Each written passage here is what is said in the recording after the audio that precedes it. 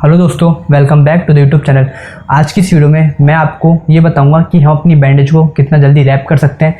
साथ ही आपको bandage rap करके दिखाऊंगा कि मैं कितने टाइम में बैंडेज को रैप कर लेता हूं, और इसके साथ ही मैं आपको ये भी बताऊंगा कि मैं इतने कम टाइम में बैंडेज कैसे रैप कर पा रहा हूँ। तो ये सारी चीज़ें आपको बताऊँगा। तो अगर आप एक नए व्यूअर हो तो प्लीज़ सब्सक्राइब कर देना, साथ ही बेल आइकन को प्रेस कर देना, क्योंकि जब भी हम किसी कोच के अंडर ट्रेनिंग करते हैं, स्टेडियम में वर्कआउट करते हैं, तो वार्म अप करने के बाद हमें कोच सिर्फ 2 या 3 मिनट का टाइम देता है, जिसके अंदर हमें पानी भी पीना होता है और अपनी बैंडेज को भी रैप करना होता है। अगर आप इस 2-3 मिनट में बैंडेज को रैप नहीं कर पाए तो आप तो बाद तक भी ऐसे करते रह जाओगे, बैंडेज को ऐसे हाथ में घुमाते रह जाओगे, और जो आपके ट्रेनिंग पार्टनर होंगे जो आपके साथ वर्कआउट कर रहे हैं वो अपने वर्कआउट में भी लग जाएंगे। तो आपके साथ ऐसा ना हो, तो आपको जल्दी से बैंडेज रैप करना आना चाहिए। तो पहले आपको मैं बैंडेज रैप करके दिखा देता हूँ।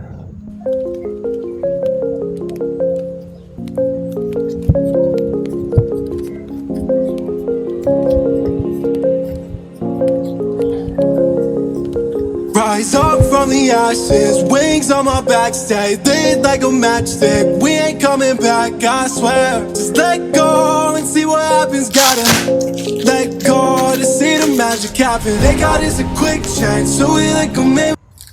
मैंने इतने कम टाइम में इस बैंडेज को रैप कर लिया, और इतने ही टाइम में अपने राइट हैंड को भी रैप कर लूँगा, जिससे मेरे को टाइम मिल जाएगा अच्छे से रिलैक्स होने का और अपना माइंड सेट करने का अपनी ट्रेनिंग के लिए। और साथ ही आपको एक चीज़ सजेस्ट करूँगा कि जब भी आप डेली वर्कआउट करो, डेली ट्रेनिंग करो, तो उसके अंदर आप इसी तरीके की बैंडेज रैप करो जैसे कि मैंने करी है। अगर आप क्रॉस फिंगर वाली बैंडेज रैप करते हो तो उससे आपकी उंगलियों के बीच में गैप आ जाएगा, जो कि बिल्कुल भी अच्छा नहीं लगता। जब भी आपकी फ़ाइट हो, फ्राइडे सेशन हो फाइट का, या फिर ट्यूसडे के दिन आपकी फ़ाइट हो, या फिर आप डिस्ट्रिक्ट में पार्टिसिपेट करो, स्टेट खेलने जाओ, जब भी टूर्नामेंट में पार्टिसिपेट करो, जब तो आप क्रॉस फिंगर वाली बैंडेज रैप कर सकते हो। अदरवाइज आपको डेली वर्कआउट सेशन में इस तरीके से बैंडेज रैप करनी है। ये जल्दी से रैप भी हो जाती है और साथ ही आपकी फिंगर्स में गैप भी नहीं आता इससे। तो आपको ये सजेस्ट कर रहा हूँ कि आपको इस तरीके से बैंडेज रैप करनी है। अब आपको बताता हूँ कि मैंने इतने कम टाइम में बैंडेज कैसे रैप करा। एक तो आपको डेली बैंडेज रैप करने की हैबिट डालनी पड़ेगी, डेली इस तरीके से खुद से। बिगिनर बॉक्सर क्या करते हैं, वो किसी पार्टनर को पकड़ते हैं, भाई मेरे बैंडेज रैप कर दे। आप एक बार तो देखो भाई वो कैसे रैप कर रहा है, फिर खुद करने का ट्राई करो। स्टार्टिंग में आपको थोड़ी दिक्कत आएगी, थोड़ा टाइम लगेगा, बट जैसे जैसे आप करते जाओगे वैसे ही आपकी इंप्रूवमेंट होती चली जाएगी, आप कम से कम टाइम में रैप करने लग जाओगे। और एक सबसे अच्छी टिप देता हूँ, जब भी आप बैंडेज रैप करो तो उससे पहले, जैसे मैंने अपनी बैंडेज को वो हल्का सा राउंड में कर रखा था, पूरी इसको बांध रखी थी, सेट कर रखी थी राउंड के अंदर, वैसे ही आप अपनी ट्रेनिंग से पहले जब भी आप घर से निकलो तो घर से निकलने से पहले अपनी बैंडेज को उस तरीके से राउंड में फोल्ड कर लो, जिससे आपको बैंडेज रैप करने में बिल्कुल भी टाइम नहीं लगेगा। क्योंकि अगर आप इसको ऐसे ओपन करके रखोगे, ऐसे खोल के रखोगे इस तरीके से, तो आपको कैसे रैप करनी पड़ेगी, इस तरीके से एक एक ऐसे करके, फिर एक एक ऐसे उठाओगे। और अगर आप इसको फोल्ड करके रखोगे तो बस तुरंत ऐसे ऐसे घुमाई और जल्दी से रैप कर ली। तो ये चीज़ आपको सजेस्ट करूँगा कि अपनी बैंडेज को हरदम फोल्ड करके रखना जब भी आपको कम टाइम में बैंडेज रैप करनी है। अदरवाइज़ आप इसको ऐसे ऐसे करोगे तो आपको काफ़ी टाइम लग जाएगा। कुछ बिगिनर बॉक्सर क्या करते हैं, बैंडेज उनकी रोल रहती है, रैप रहती है अच्छे से, बट वो उसको पूरा ऐसे खोल देते हैं, रोल को इस तरीके से खोल लेते हैं, फिर बैंडेज रैप करते हैं, जो कि टाइम कंज्यूमिंग है। तो इस चीज़ को आपको अवॉइड करना है। और अगर आप बिल्कुल बिगिनर हो तो आपको इसकी डेली प्रैक्टिस करनी है बैंडेज रैप करने की।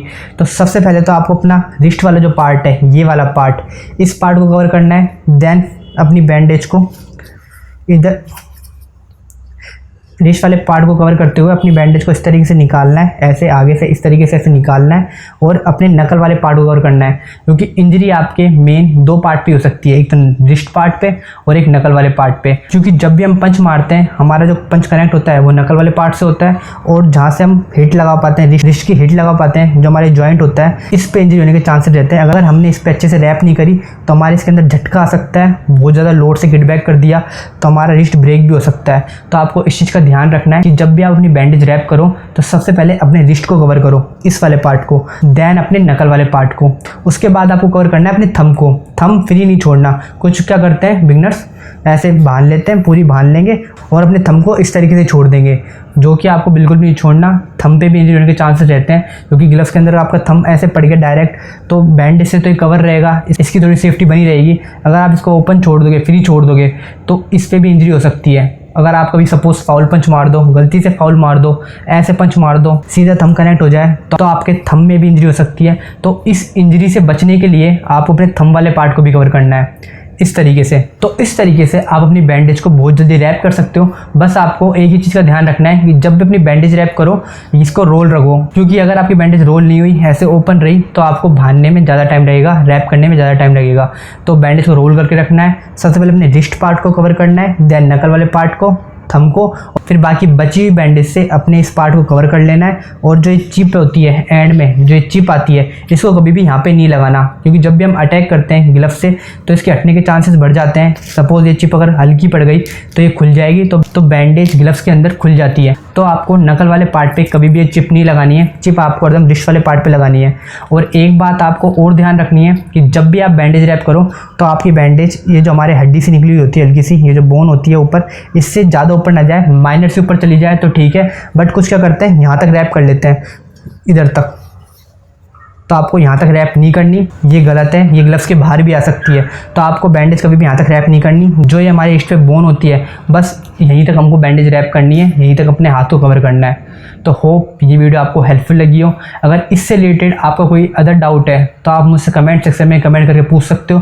मैं पूरा ट्राई करूँगा आपके डाउट को दूर करने का। और साथ ही इंस्टाग्राम के ऊपर _Jiten_Sharma पे मैं डेली वर्कआउट डाल रहा हूँ मेरे बॉक्सिंग के। अगर आपने मुझे वहाँ फॉलो नहीं कर रखा तो आप मुझे वहाँ फॉलो कर सकते हो, उससे भी आपको काफ़ी हेल्प मिलेगी और वहाँ पे भी आप अपने डाउट को पूछ सकते हो। होप ये वीडियो आपको हेल्पफुल लगी हो। अगर वीडियो आपको हेल्पफुल लगी तो प्लीज़ वीडियो को लाइक करना और साथ ही चैनल को सब्सक्राइब करना मत भूलना। मिलते हैं नेक्स्ट वीडियो में, जब तक के लिए प्रैक्टिस करते रहें, अपना ध्यान रखें, कीप सपोर्टिंग।